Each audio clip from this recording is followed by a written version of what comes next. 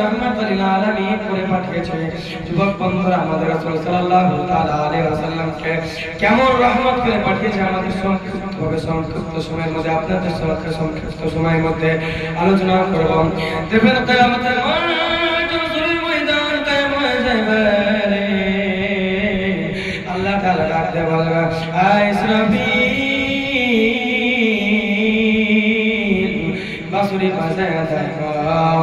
ইসরাফিল ডাক দিয়ে বলবে, না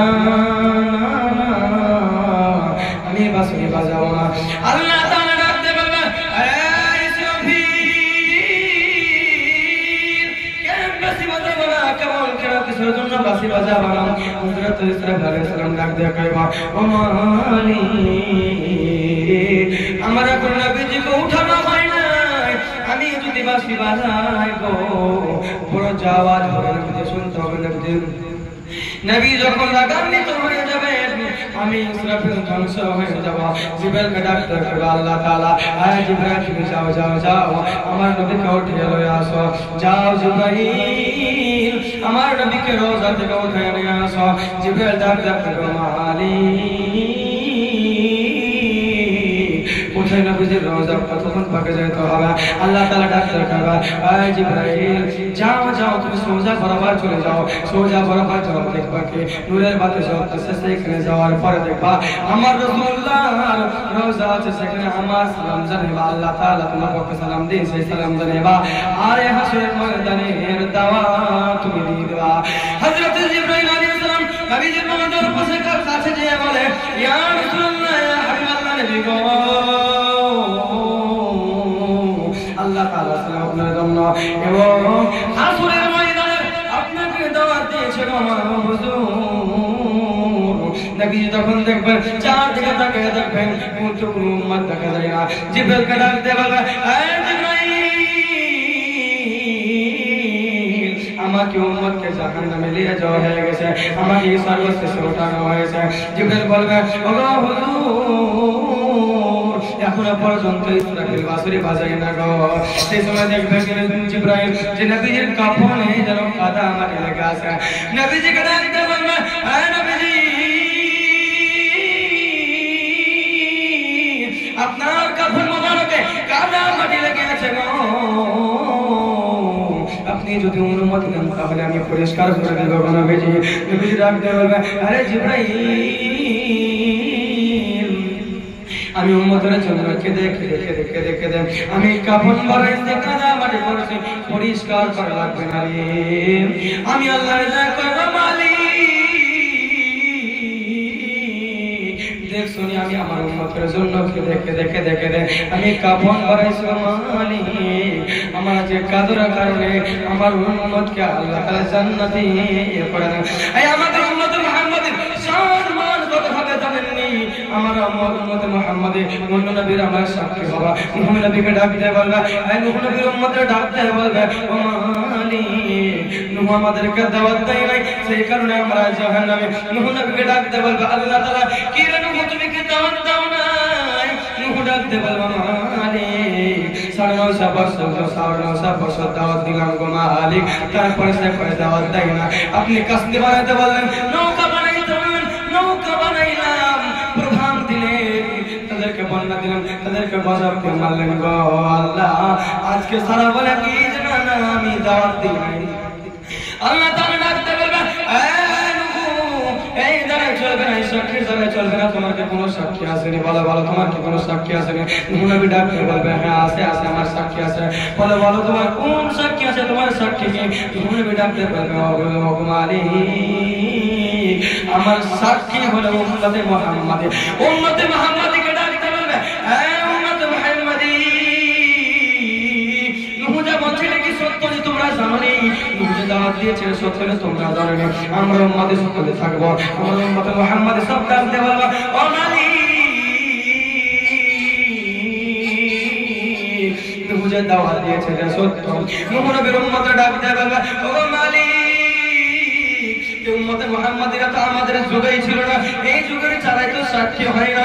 আল্লাহ ডাকতে বলবে, উম্মতে মুহাম্মাদি, এই যুগের চারাই সাক্ষী তো হয় না, যুগের চারাই তো সাক্ষী হয় পাই না, তাহলে তোমরা কেমন ভাবে সাক্ষী দাও?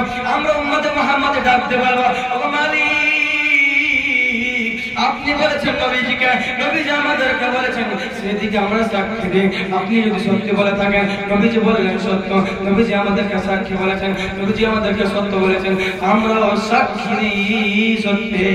আল্লাহ তাআলা ডাকতে বলবে, হে উম্মতে মুহাম্মাদি, আমি সত্য বলেছি, আমার রাসূল সত্য বলেছে, তোমরা সাক্ষী ও দিচ্ছ সত্য। আমাদের সম্মান আল্লাহ তাআলা বাড়িয়ে দিবেন, কিয়ামতের মাঠে আমাদের সম্মান বাড়িয়ে দিবে। কারণ এই রে সব হযরত রাসূল সাল্লাল্লাহু আলাইহি ওয়াসাল্লাম বলেছেন যে মুসা আলাইহিস সালাম আল্লাহর রাসূল খুলে ধরে ধরে কাঁদবে, আমার বাবারে বাঁচাও, আমার মারে বাঁচাও, আমার উম্মতরে বাঁচাও, সব বাঁচাও, সব আদম থেকে ঈসা রুহুল্লাহ পর্যন্ত সব নবী টেনশনে পড়ে থাকবে, চিন্তায় সব টেনশনে পড়ে থাকবে, কি করব সহ্য করতে পারি না। সব নবী একত্র হয়ে বলবে কি আমরা তো নবী, আমরা কেমনি জান্নাতে চলে যেতে পারবো, চলো যাই, আর সহ্য করতে পারি না রে। আল্লাহর কাছে যাই বলবো মালিক আর হাসরের ময়দানে সহ্য করতে পারি না, আর কষ্ট সহ্য করতে পারি না। আল্লাহকে বলে আমরা জান্নাতের মধ্যে চলে যাব। আদম থেকে ঈসা পর্যন্ত সব নবী যে আল্লাহর কাছে বলবে, ও মালিক আর সহ্য করতে পারি না গো মালিক, আমাদেরকে আল্লাহ তাআলা আপনি জান্নাতে ঢোকায়া দেন। আল্লাহ তাআলা ডাকতে বলবে, এই সত্যকে আদম থেকে ঈসা পর্যন্ত যাও যাও, তোমাদেরকে আমি জান্নাতে ঢোকার অনুমতি দিয়ে দিলাম। আদম থেকে ঈসা পর্যন্ত সব নবী চলে যাবে হযরত ইব্রাহিম আলাইহিস সালামের কাছে। ইব্রাহিমের কাছে যাওয়ার পর বলবে, আমাদেরকে আল্লাহ তাআলা জান্নাতে ঢোকার আমাদেরকে আল্লাহ তাআলা সিগনেচার করে দিয়েছে, আমাদেরকে আল্লাহ তাআলা সাক্ষী বলে দিয়েছেন, যাও যাও তোমরা জান্নাতে চলে যাও।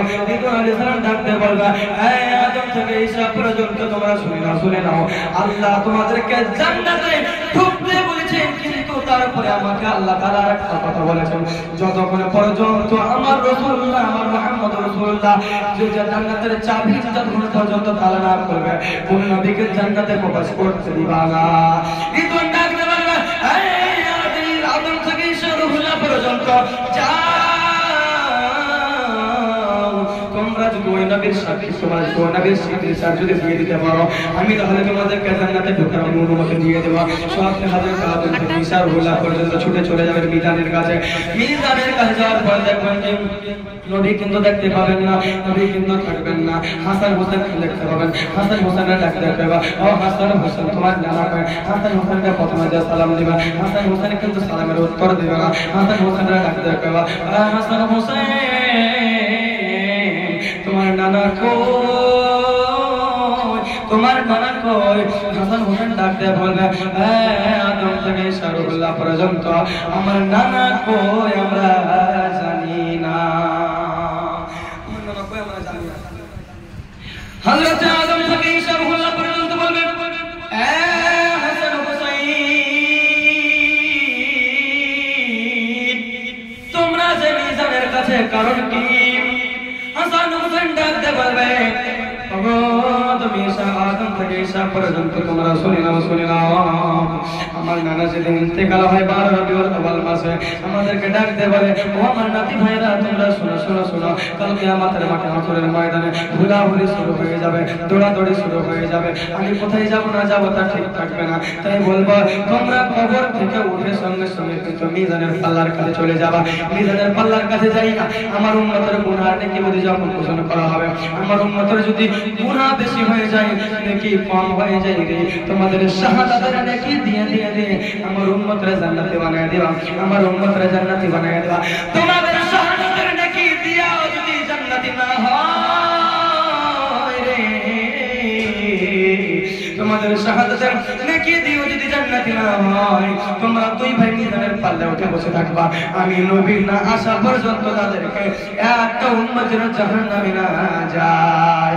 আদম থেকে ঈসা রুহুল্লাহ সব নবীকে ডাক দেন হাসান হোসেন বলবে কেন রে তোমরা কি করো আমার নানার খুঁজলে তোমরা কি করবা আদম থেকে ঈসা পর্যন্ত বলবে আর সহ্য করতে পারি না হাসরের ময়দানে আর সহ্য করতে পারি না আর কষ্ট করতে পারি না আমরা জান্নাতে চলে যাব হযরত হাসান হোসেন ডাকতে বলবে আরে আদম থেকে ঈসা পর্যন্ত তোমরা শুনে নাও তোমাদের একজন ছিল উম্মত কারণ কম 10 জন 20 জন তো উম্মত ছিল তোমরা কেন তোমরা উম্মতের কথা বলিয়া তোমরা নিজের টেনশনে পড়ে গেলা যা আমার নবী আমরা বলতে পারবো না আমার নানা কই আছে আমরা বলতে পারবো না আদম থেকে ঈসা পর্যন্ত বলবে এই হাসান হোসেন তোমাদের কথা আমরা প্রথমে এসে সালাম দিয়েছিলাম সালামের উত্তর কেন দাও নাই হাসান হোসেন ডাকতে বলবে ওগো আদম থেকে ঈসা পর্যন্ত তোমরা শুনে না আমার নানা এটাও বলছিল আমাদেরকে যতক্ষণ পর্যন্ত আমার উম্মত একটাও জান্নাতে যেতে বাকি থাকবে তোমরা সালামের জবাব পর্যন্ত দিবা না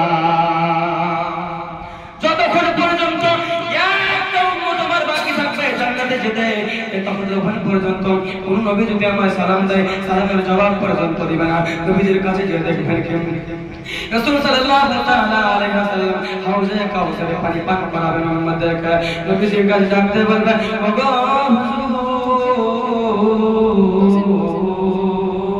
আর সহ্য করতে পারি না গরম আর সহ্য করতে পারি না আপনার যদি সিগনেচার যদি পেরি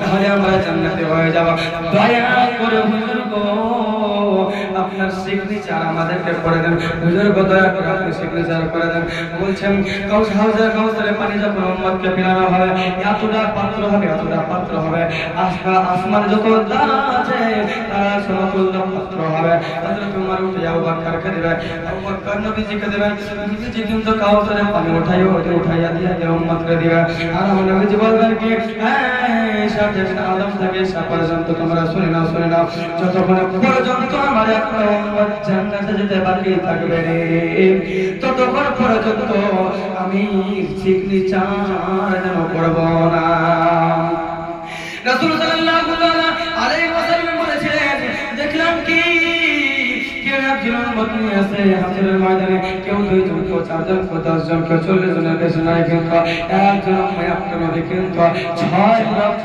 উম্মত নিয়ে কিন্তু হাজির হয় আমি আল্লাহ আমার মনটা যেন মলিন হয়ে গেল